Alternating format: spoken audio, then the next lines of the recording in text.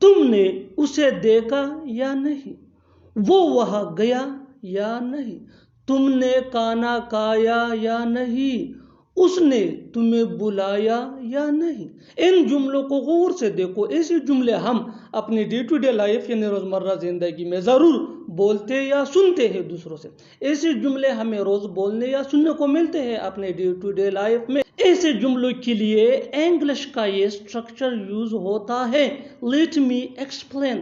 Did you plus V1 یعنی first form of verb plus object plus اور note. یہی وہ فارمولا ہے جس کی مدد سے آپ سیکھ سکتے ہیں ایسے جملے انگریزی زبان میں آسانی سے۔ That can be really helpful for you۔ آگے ڈیٹیل سے سمجھاتا ہوں مثالوں سے۔ Here are some example for better understanding۔ So watch this video till to end یعنی آخر تک اس ویڈیو کو ضرور دیکھیے۔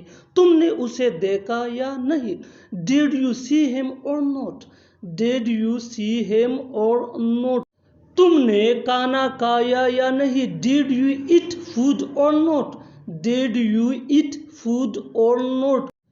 تم نے اسے بلایا یا نہیں۔ Did you invite him or not؟ Did you invite him or not؟ تم نے کھیلا یا نہیں۔ Did you play or not؟ Did you play or not؟ تم نے سنا یا نہیں۔ Did you listen or not؟ Did you listen or not؟ تم نے اسے بتایا یا نہیں۔ Did you tell him or not؟ Did you tell him or not؟ اور آخر میں یہ سینٹنس آپ کے لیے کامنٹ سیکشن میں اس کا جواب ضرور دینا۔